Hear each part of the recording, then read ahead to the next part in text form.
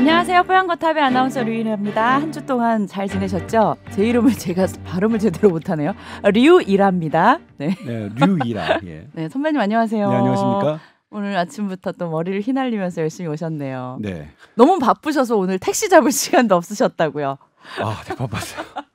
왜 아침부터 이렇게 바쁘세요? 일단 일정이 오늘도 이렇게 있지 녹음을 않으세요? 하는 네. 오늘도 이제 네. 689명이죠 오늘 환자가 발생했고 가장 큰 문제는 이제 중환자 맞아요.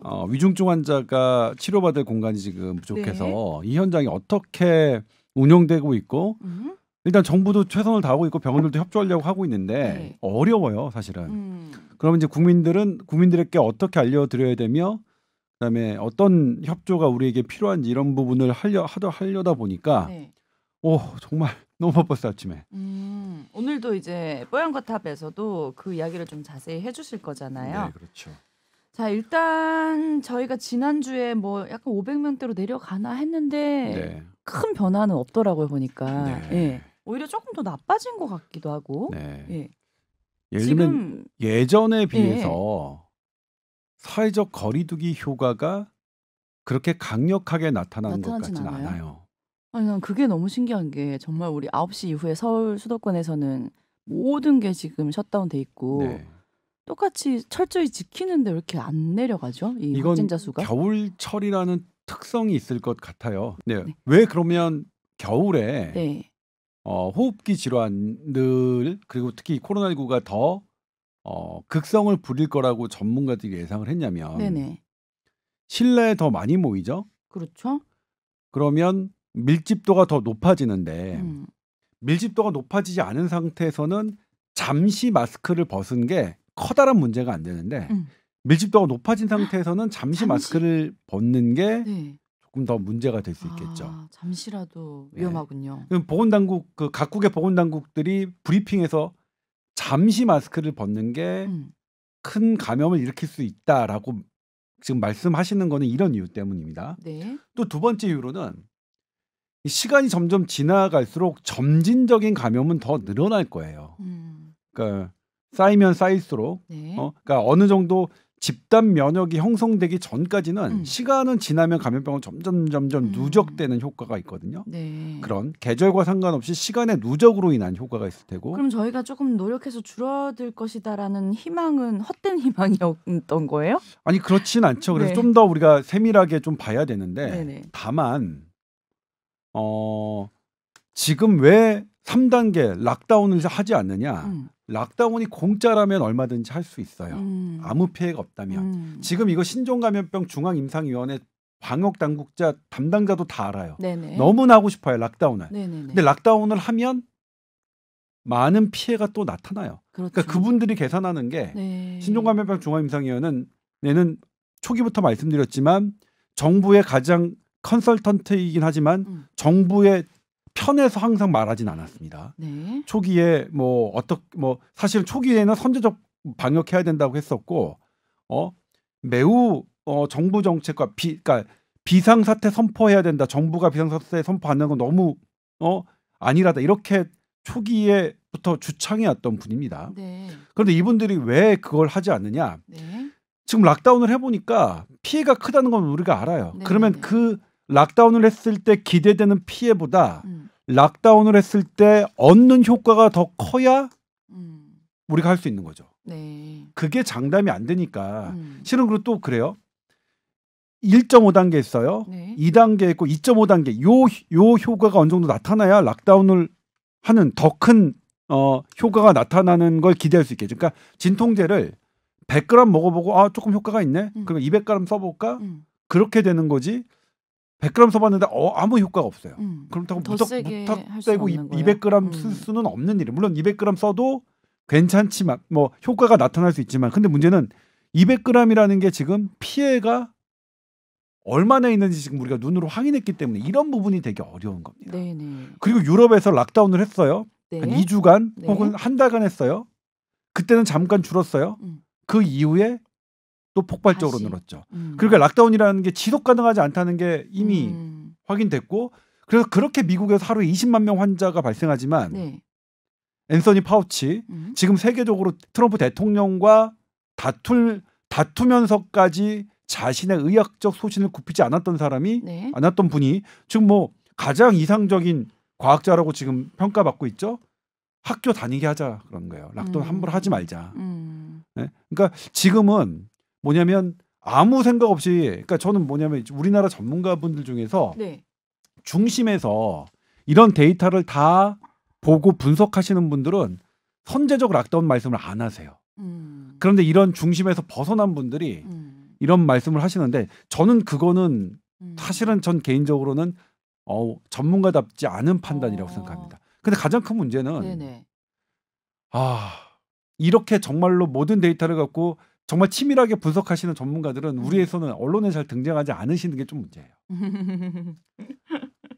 언론에 나오는 성향이 아니신가요? 찐 전문가들은? 그게 좀 문제예요. 그래서 참 어려운 문제입니다. 그게 네. 좀 나아지셨으면 좋겠고 그러면 네. 다양한 의견들이 서로 이제 다투면서 네. 국민들께 전해지면서 국민들께서 이런 부분도 있구나, 이런 부분도 있구나. 그리고 정부를 이해하는 부분도 있을 테고 정부를 오히려 미워하는 부분도 있을 거고 네. 지금 다양성이 있어야 되는데 네. 그런 부분이 지금 우리에게 좀 부족한 부분이 있는 것 같아요. 네. 자, 그래서 코로나가 지금 상황이 뭐 확 좋아지고 있다라고 말할 수 없을 정도인데 지금 이제 우리 국내에서도 좀 사망자가 또 계속 발생을 하고 네. 있고 아까 잠시 말씀을 하셨지만 중환자 시설도 좀 부족한 상태라고 네. 들었는데 네. 어떤 해결책이 지금 있을까요? 일단 중환자실은 네. 상당히 어려워요. 중환자실을 어느 나라건 간에 네. 한꺼번에 단기간에 늘리는 거는 불가능합니다. 시간이 좀 필요해요. 네네네. 그리고 늘리려면요, 양을 늘리려면 네. 아니면 이제 내부에 있는 걸 조정해야 되는데 기존의 대한민국의 중환자실이 충분했냐? 그렇다고 보는 학자들 별로 없어요. 우리 빠듯하게 운영이 됐어요. 네. 이런 상황에서 코로나19 중환자가 늘었어요. 그러면 더 우리나라에 빠듯해지네요. 있는 네. 중환자실을 전부 다 코로나19 중증환자 중환자실로 사용한다. 그러면 뇌졸중, 심근경색 기존에 있는 이런 기존에 있는 중증 환자, 중환자를 희생을 또 우리가 감수해야 돼요. 그렇네요. 예. 그렇죠? 그러면 그렇기 때문에 이 중환자 문제가 사실은 어느 나라마다 묘수가 없어요. 그러니까 저는 막 중환자 대책 뭐 해라 하는 이렇게 하는 게 되게 좀 어떨 때는 공허한 게 뭐냐면요. 네. 집 없고 노숙인들 많잖아요. 노숙인 대책에 다 노숙인들한테 집 지어줘라. 이런 대책과 저는 이런 발언과 별로 차이가 없다고 생각해요. 그러니까 지금 우리가 갖고 있는 현실에서 어떤 네. 걸 할 거를 해야지. 사실 뭐 노숙자들한테 다 집 지어주고 그러면 뭐 좋죠. 이상적으로는 이상적이죠. 그러니까 중환자 무조건 늘려라. 그거는 지금 상황에서는 어느 나라도 가능하지 않은 건데. 지금 상황에서는 좀 우선적인 선택이 무엇인지를 잘 판단하는 게 더 중요하다는 뜻이군요. 네, 그렇죠. 네. 지금 우리가 할 수 있는 걸 해야 되는 거겠죠. 네. 그러면 일단 지금 우리 중환자실이 촘촘하게 쓰이고 있는지를 봐야겠죠. 네. 촘촘하게 쓰이고 있는 것 같아요. 그러면 그 다음에 봐야 될 게 뭘까요? 효율적으로 쓰이고 있느냐를 봐야겠죠. 네. 그런데 코로나19 지금 중환자실은 효율적으로 쓰이고 있지 않다고 그래요. 그게 누가요? 무슨 뜻인가요? 네. 지금 코로나19 중환자를 보시는 교수님들이요. 네네. 의사 선생님들이요. 네. 왜냐하면 네. 코로나19 환자가 위중증 환자로 중환자실에 입원했어요. 네. 어느 정도 지나면 상태가 좀 호전되죠. 음. 집에 퇴원할 정도는 아니지만 호전되고 바이러스 배출도 안 돼요. 그러면 어디로 가야 되죠? 일반 병실로 가면 되죠. 네. 그런데 일반 병실로 옮기질 못해요. 편견 때문에 다 거부를 당하시는 거예요. 그러니까 중환자분이 일반 병실에 가실 수 있는 상태에서 중환자실을 비우는 게 아니라 완벽하게 나와서 태어나실 때까지 중환자실에 계시다 태어나시는 형국이래요. 그러면은 코로나 전용 일반 병실을 만들면 되지 않나요? 코로나19 전용 일반 병실도 네. 지금 보시겠지만 거의 꽉 찼어요. 아. 나중에는 네. 왜냐면 어떤 질환도 하루에 우리나라 지금 600명, 700명 정도 발생하면 네. 어떤 질환도 병실로 해결할 수는 없어요. 음. 그거는 불가능해요. 네네. 그렇다면 만약 우리가 그렇게 결정할 거면 우리 전부 다 우리 국민들 모두 뭐 1억씩 내서 병원 짓는다 이렇게 결심을 해도 안 되는 일이에요. 지금 당장 뭐 짓는다고 해서 안 돼. 그러니까 그렇지 그러니까 될 수 있는 일이 아니잖아요. 네. 그럼 지금 다 이것도 안 되고 저것도 안 된다고 하시니까 어떻게 해야 되나요? 네, 그거는 예. 예. 뭐냐면 이것도 안 된다, 저것도 안 돼요. 네. 그러니까 그건 냉정하게 알아야죠. 그러면 이제 여기서 우리가 할 수 있는 방법을 찾아야죠. 네. 경증 환자는 90% 환자는 가볍게 알아요. 일반 감기랑 비슷해요. 네네네. 특히 어린이 청소년은 완전히 감기예요. 네. 어제 세계적인 잡지 네이처에 나왔죠. 어린이들이 네. 왜 가볍게 앓나? 가볍게 앓는가? 음. 우리나라도 그렇고 전 세계적인 공통이에요. 어린이에게는 코로나19가 다행스럽게, 정말로 다행스럽게 너무 다행이에요. 그냥 감기예요. 네. 그냥 그 전에 우리가 했던 그냥 감기 수준이에요. 어린이들한테는. 좀 이상하죠. 네. 그래서 그게 어제 네. 네이처, 세계적인 잡지 네이처에 발표됐는데 네네. 애들의 이 면역의 뭐냐면 적응 능력이 있는 것 같다. 어른과 달리. 그게 그래서 어린이들은 이걸 잘 대응한다. 이게 결론이에요. 그러면 어린이가 걸렸을 경우에 병실에 입원시킬 필요 있나요? 우리 감기 걸렸을 때 애들 감기 걸렸을 때 병원에 입원하나요? 안 가죠. 그렇죠. 집에서 네. 쉬면 되죠. 네.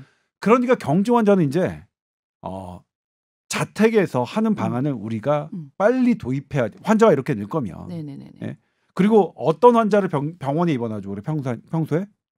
위중한 환자? 그렇죠. 네. 병원에서 꼭 치료를 받아야 되는, 집에 쉬면 안 되고 네. 받아야 되는 환자를 가야 되니까 그걸 논의하는 거죠. 그러니까 뭐냐면 이런 식의 논의가 돼야 되는데 무조건 병실 늘리자, 무조건 무슨 시설 늘리자, 이거는 네.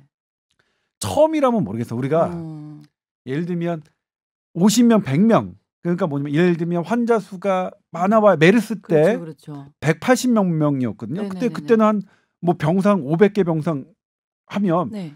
그때 최종 180 몇 명이었으니까 500개 정도 만들면 충분하죠. 근데 네. 지금 우리 3만 명 넘잖아요. 그러니까요. 계속 늘어나잖아요. 어느 정도 이런 상황에서는 또 다른 나라 보면 예. 그게 끝이 아니라 지금 막 하루에 몇십만 명이 늘어나는 이 형국에서는 그런 건 아니고 지금 우리가 할 수 있는 것들을 지금 해야 되는데 네. 아무튼 그 경증 환자들은 최악의 경우 네. 집에서 그냥 치료 받으시면 되고 그다음에 이제 우리가 논의될 건 그거야겠죠. 네. 집에서 내가 치료 받는데 다른 가족들을 전파시키지 않는 방법. 그 부분은 우리가 좀 화두가 될 거예요. 근데 지금 만약에 코로나19 이제 확진 판정을 받으면 다 병원에 가지는 않는 것 같던데요. 지금 아니요. 어떤가요? 지금은 예. 현재까지는 그 정책이 추진되지 않아 다 병원에 가고 예.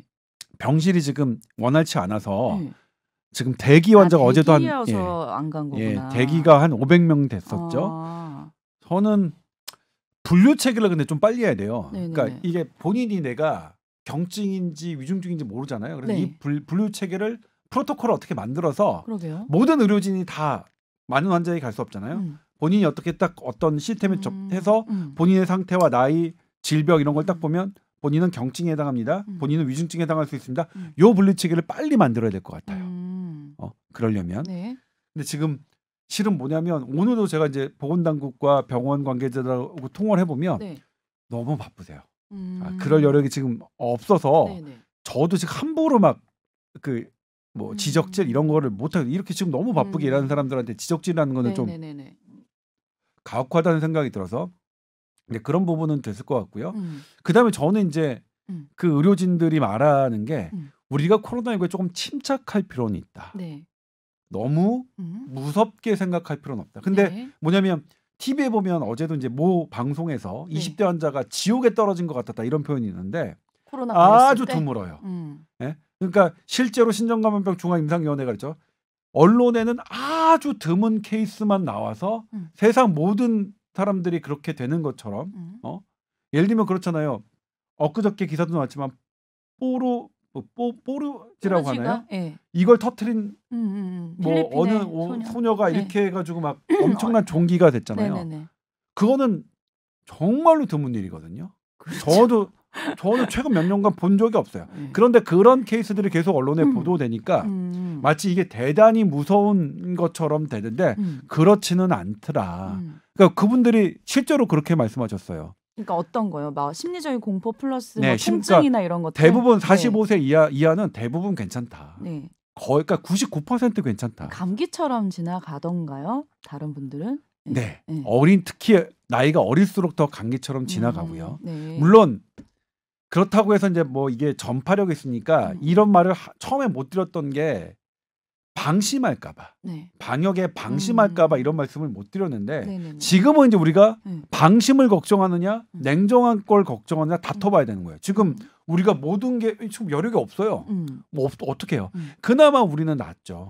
우리는 지금 낫고 미국이나 유럽 같은 경우에는 그냥 진작이 자택이었어요. 진작이. 그렇죠. 네. 워낙 인구가 실은 많으니까 그때 위중증 초반부터 환자도 그렇더라고요. 자택에서 숨지는 경우가 너무 많았어요. 우리는 우리는 뭐냐면 그런 경우를 이제 막아야 되는 시기가 된 거예요. 네. 그런 면에서 조금 냉정하게 생각할 필요가 있고. 그러면 그 열이 나서 이제 뭐 보건소에서 체크를 한 그 결과가 나오는 사이에 또 집에서 대기를 하시잖아요. 다른 네. 가족들과 어떤 이제 동선으로 집에서 좀 격리를 하고 있어야 될까요? 그거는 나오지 않았어요. 그러니까 그걸 우리가 빨리 만들어야 되는데 네네네. 지금 이제 그 사례들을 보면 가족의 집이 있었지만 자택 격리를 했던 분들이 있지만 그리고 나중에 그분이 확진 판정을 받았어요. 네. 그러니까 이분은 환자였던 거예요. 근데 그분이 집에서 살 동안 다른 분들이 가족들이 하나도 감염이 안 됐어요. 보니까 밥 어떻게 따로 하고 먹고요. 있었대요? 네. 밥 따로 밥을 아예 먹고 따로 먹고 화장실 이것도 다시 따로 가고 네. 그다음에 이런 생활용품 따로 쓰고 그다음에 환기 자주 시키고 마스크 실내에서도 마스크 착용하고 특히 환자분이 거의 접촉을 안 하시려고 노력하셨군요. 그러니까 네. 이런 사례들을 보면 같은 공간에 있어서도 감염이 안 될 그런 방법이 있으니 그런 것들을 지금 전문가들이 빨리 이제 프로토콜을 좀 만들어 주셔서 네네네. 이렇게 좀 그런 것들을 정립할 시기가 됐다. 네. 네, 그렇게 보고 있습니다. 네.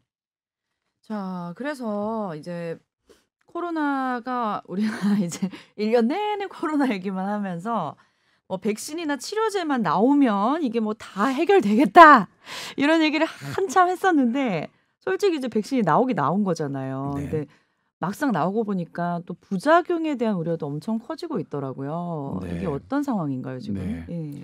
일단 처음에 우리가 유리 아나운서 기억하실지 모르겠지만 네네. 처음에는 백신보다는 치료제가 먼저 나올 거라고 생각했어요. 네.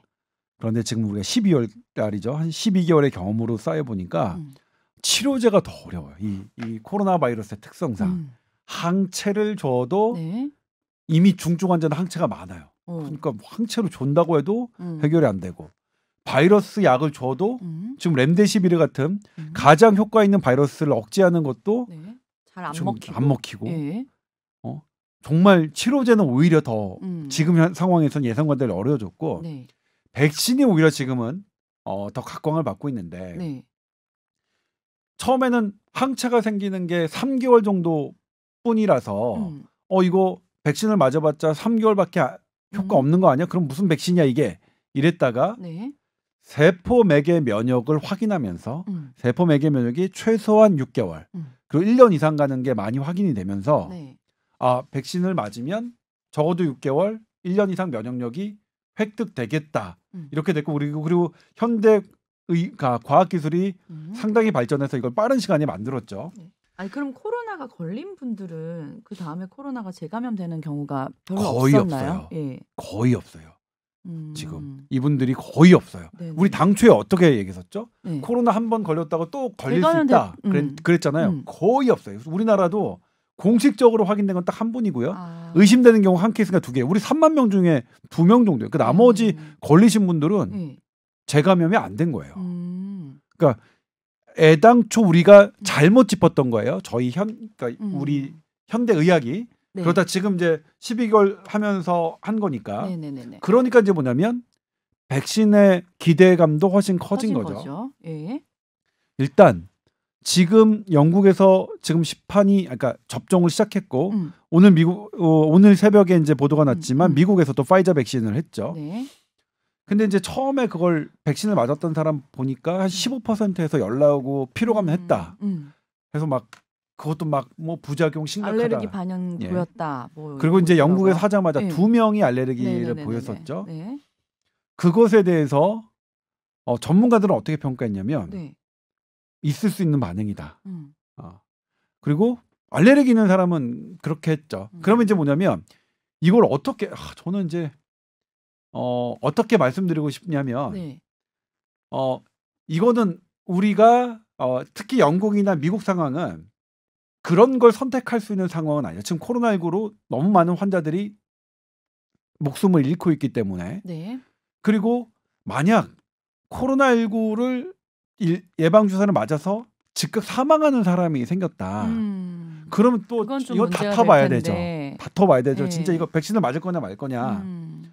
근데 알레르기 반응이 있는 것 같고 백신의 안정성까지 이거 효용 맞아야 되느냐 말아야 되느냐는 제가 보기엔 조금 과도한 것 같아요. 네. 근데 다만 그럼에도 불구하고 알레르기가 평소에 있었던 사람은 주의할 필요가 있겠죠. 네. 왜냐면 어떤 경우에는 그런 분들은 목숨을 잃을 수도 있을 테니까. 근데 그 전에 얘기부터 먼저 하자면요. 네. 15%에서 호흡 곤란, 뭐 발열, 아니, 그러니까 약간 열감이나 피로감 호소했다는 걸 갖고 일부 언론에서는 백신 부작용 만만치 않다. 막 이렇게 보도한 데가 있어요. 네. 근데 그것에 대해서 역시 트럼프 대통령과 뭐 바로 얘기했던 앤서니 파우치는 지극히 정상적인 반응이다. 예방 접종을 맞으면 당연히 그런 반응이 생기면서 면역이 생기는 거니까. 네. 그러니까 전문가들이 지극히 정상적인 반응을 가지고 현상이라는 걸 가지고 너무 호들갑 떨고 있다. 예, 그러니까 호들갑까지는 괜찮은데 네. 이게 만약 문제가 없는 백신을 네. 문제 있는 것으로 생각해서 이것의 이득을 못 취하는, 그러니까 백신의 기피 현상으로 이어지게 하는 건지는 사실은 조금 좀 준엄하게 좀 생각해서 우리가 어떤 이야기는 할 필요가 있을 것 같아요. 근데 지금 임상 시험 시험이에요. 임상 시험 결과 부작용에 대한 부분도 있을 테고, 그리고 영국에서 지난 12월 8일에 처음 백신을 맞았으니까 이게 아직 얼마 안 됐잖아요. 네. 근데 보통 우리가 뭐 맞는 독감 백신이라든지 그런 일반 백신과 비교해서 이게 부작용이 어느 정도 뭐 평균 수준이다 이렇게 결론이 날 정도가 되려면 어느 정도 지나야지 우리가 윤곽을 좀 잡을 수 있나요? 그건 많은 사람들이 맞아야 되는데 네. 예를 들면 이제 백신의 가장 큰 부작용은 네. 크면 클수록 치명적인 부작용일수록 빠르게 나타납니다. 이거는 이제 모든 백신에 해당합니다. 네. 왜냐면 백신의 이제 부작용은 알레르기 반응에 의한 쇼크가 가장 크거든요. 치명적인데 이것은 심하면 심할수록 일찍 나타납니다. 네. 그래서 우리 독감 주사 맞은 후에 적어도 15분, 30분까지는 병원에 있어라 하는 게 그거예요. 그 다음부터는 나타나더라도 네. 15분, 30분 이내에 나타나는 부작용보다는 덜 심한 거니까. 그러니까 이제 12월 8일날 맞았다 하더라도 오늘이 이제 11일인가요? 네네네. 그러면 지금 정도 시간이 지나면 지날수록 네. 뭐 더 많이 하는 건데 이제 그 시간 개념보다 더 중요한 건 많은 사람이 맞는 게 중요해요. 많은 사람이 맞았을 때 안 나타나는 게 중요하거든요. 네네. 그래서 이제 그런 거는 좀 봐야 되는데 일단 임상 시험에서도 몇만 명 정도가 맞았는데 일단 파이자 백신 그리고 파이자 백신에 대한 정식 3상 결과가 오늘 새벽에 뉴 잉글랜드 저널 오브 메디슨이라는 미국 의학 저널에 게재가 됐고요. 그다음에 우리나라에서 먼저 도입하게 될 영국의 아스트라제네카 백신에 관한 임상 3상 최종 결과는 이틀 전에 3대 의학 저널인 란셋에 게재가 됐습니다. 네. 거기는 이제 뭐냐면 전문가들이 리뷰를 한 거거든요. 네. 엄밀하게 검증을 한 건데 네. 전문가들의 리뷰의 결과에 따르면 안전하다고 할 수 있다. 부작용이 통계적으로 유의하게 나타나지 않았다. 네. 네. 일단은 뭐 이제 좀 정상적인 흐름으로 백신 접종이 이제 진행되고 있는 것 같아요. 네. 그렇다면 우리가 지난주에도 조금 짚긴 했는데 우리나라에 이제 들어오는 백신 물량이라든지 접종 시기 같은 게 이제 좀 더 윤곽이 잡혔나요? 왜요? 왜? 좀 어려워요. 아니요. 왜 네. 해야죠. 예를 들면 우리나라가 지금 확실히 확보한 건 네. 아스트라제네카의 1,000만 명분하고요. 네. 뭐 그리고 여기저기에서 뭐 44,000 뭐 4,400만 명. 4,400만 분. 네, 제가 말씀드릴게요. 네. 예를 들면 우리 박농후 보건복지부 장관께서 네네네. 4,400만 명분을 확보했다고 하셨는데 네네네. 그것이 엄청난 논란을 불러일으켰어요. 오, 무슨 논란이죠? 사실은 어떤 분들은 네. 대국민 사기다라고 실제로 언론 그래요? 인터뷰에서 하신 분도 있죠. 오, 네네. 그러면 정부는 왜 4,400만 명분을 확보했다고 했느냐? 일단 아스트라제네카에서 1,000만 명분, 네. 그다음에 얀센에서 400만 명분, 코박스 퍼실리티라는 곳에서 1,000만 명분. 네네. 코박스 퍼실리티는 국제 백신 공동 뭐 구매 네, 뭐 이런 그렇다면서요. 대행체라고 네네네네. 생각하면 돼요. 그다음에 파이자에서 1,000만 명분, 모더나에서 모더나에서 1,000만 명분이면 4,400만 명분인데 네. 틀린 파이자하고 얘기였어요? 모더나는 네. 시기를 특정하지 않았습니다. 아. 언제 그러니까 주겠다. 제가 그 기사를 읽으면서 좀 약간 의아하긴 했었어요. 화이자 모더나 우리가 그거 확보한 게 없었다 분명히 네, 이렇게 그렇죠. 얘기를 했는데 그 기사에선 1,000이라고 돼 있길래 뭐지? 그리고 그랬거든요. 예. 뭐 기사에서 나왔겠지만 파이자, 모더나 내년의 생산 물량은 이미 다 계약이 돼 있어요. 그러게요. 그러니까 당연히 시기를 얘기를 시기를 하는 거군요. 특정하냐. 그러니까 내후년에 빨라야 내후년에 받는 건데 네. 시기를 특정하지 않아. 근데 코로나19 백신을 만약 1년에 한 번씩 맞는 거라고 치면 내후년에 맞을 거를 미리 지금 미리 그걸 4,400만 명분이라고 할 수 있나요? 좀 무리죠. 그 부분은 잘못된 것이라고 생각해요. 보건복지부 장관님께서 하신 말씀이지만 그렇게 말씀은 하시면 안 되고 우리가 갖고 있는 게 내년에 확보할 수 있는 게 2,400만 명분이고 2,400. 그리고 예. 1,000만 명분, 1,000만 명분, 2,000만 명분도 지금 일단은 물량은 확보했는데 네네. 시기가 아직 특정하지 않았지만 최대한 노력해 보겠다. 이렇게 말씀하셨으면 논란이 없었을 것 같은데 네. 4,400만 명분을 확보했는데 네. 뭐 이렇게 다들 아잖아. 뭐 파이자 모더나 내년 거 우리 없다며 안 된다 어디서 온 거야? 그랬는데. 그래서 파이자에 물어봤어요. 시기를 특정하지 않았다. 우리가 모더나는 취재가 안 돼요. 네. 한국 모더나가 없어서 네. 모더나는 모더나는 취재가 안 되는데 한국 파이자는 있으니까 취재가 되면 시기를 특정하지 않았다는 것을 그런 식으로 얘기하면 안 되죠. 그래서 그런 논란이 있고 네. 다만 근데 이것도 또 뭐냐면 코박스 퍼실리티가 네네네. 지금 현재 물량 확보 수준이 그렇게 원활하지는 않아요. 그래서 이것도 진짜 그것도 내년에 좀 1,000만 명분을 아리까리한 거네요. 네. 받을 수 있을 거냐 이것에 대해서 네. 좀 의문을 갖고 있는 전문가들도 있어요. 지금 실제로 도표를 보면 캐나다가 제일 먼저 많은 물량 확보했고요. 그다음에 어쨌든 일본도 베트남 많이 확보했는데 우리는 아니거든요. 그러니까 캐나다가 1등이고 미국이 아마 2등이고 그럴 겁니다. 그럼 결국 4,400이 아니라 1,400이네요. 아스트라제네카랑 얀센. 아니 이제 코박스도 돈을 냈으니까 계약은 계약인데 네. 이제 코박스는 코박스 자체가 지금 이제 뭐 자기 발에 확보 물량이 좀 자기 애매하다. 불이 떨어졌으니 발등에 불이 떨어진 상황이니까. 그러니까 우리나라에서 백신 이제 들어오면 이제 먼저 급하게 맞아야 되는 분들이 있으실 거 아니에요. 네. 분명히 이제 노약자들. 네. 일단 우리가 이제 코박스 퍼실리티는 우리가 돈을 이미 냈어요. 네. 그러니까 예를 들면 코박스 퍼실리티는 우리에게 내년에 1,000만 명분을 줘야 될 의무가 있는 거예요. 그쪽은. 네. 그리고 거기는 이제 국제기구들이 잔뜩 이제 포진한 그렇게 해서 만든 거니까 어떻게든 주겠다고 이제 긍정적으로 생각해요. 지금 확보한 물량은 좀 대단히 조금 뭐 미진해 보이긴 하지만 예. 만약 그렇다면 최소한으로 우리가 1,400만 명분을 확보한다. 네. 그래도 우리가 뭐 그게 정말로 절망할 일이냐? 저는 그렇게 생각 안 해요. 네. 그러니까 고위험군이 우리가 독감 예방 주사할 때 1,900만 명이거든요. 네. 그럼 우선 접종 대상자에게 하고 우리 다른 분들은 이제 마스크로 지금 방역하고 하면 그래도 충분히 도움이 될 수 있을 것 같고 2,400만 명분이다. 그러니까 파이자 모더나 거 빼고 하더라도 그래도 2,400만 명분이면 뭐 평소 독감 예방 접종 받으시는 인원과 비슷하거든요. 그러면 우리 충분히 그것 갖고 있는 것 갖고도 잘 전략을 짜면 저는 될 수 있을 거라고 생각을 해요. 그리고 만약 4,400만 명분 되면 더 좋고요. 그러니까 고위험군이 한 1,900만 정도라고 생각을 하면 되는 건가요? 독감 백신을 기준으로 고위험군 한 1,900만 명인데 근데 조금 더 빠질 수 있어요. 왜냐하면 이거는 어린이 영유아 임신부는 임상 시험이 안 돼 있기 때문에 맞을 수 없거든요.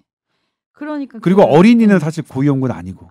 예. 임산부에 대한 건 지금 이제 결론이 내려진 게 없죠. 네. 임신부는 사실은 코로나19에 대해서는 고위험군이긴 해. 또 조금 걸리시면 임신부가 걸리시면 폐에 이런 그 데미지가 아까 그 손상이 좀 더 크다는 증례들이 있어서 임신부 감염이 많은 건 아니지만요. 네. 자, 그렇다면 백신이 이제 뭐 우리나라에 들어오면 아직 시간이 좀 걸려요. 네. 그 사이에 우리는 좀 어떻게 또 잘 대처를 하면 좋을까요? 네. 네. 일단 뭐 말씀드렸지만 백신에 대해서 지금 과도한 걱정을 할 근거는 없다. 네네네. 네. 그런 일부 보도들이 있었으나 실제로 많은 전문가들이 점검해 본 결과 현재로서는 코로나19 백신의 문제점, 안전성을 의심할 만한 근거는 없다는 거 말씀드리겠고 네. 물론 우리나라에게 들어올 일이 조금 몇 갈 더 남았지만 네.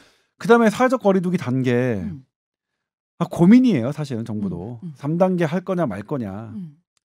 하고 싶은데 지금 보시면 알겠지만 학원 이런 분들 다 문 닫았잖아요. 그리고 음. 임대료는 다 내잖아요 본인들. 음. 그분들이 청와대 청원 냈잖아요. 음. 아니 나는 정부가 감염 수칙 지키라고 음. 다 문 닫았는데 네네. 임대료는 왜 다 내냐. 음.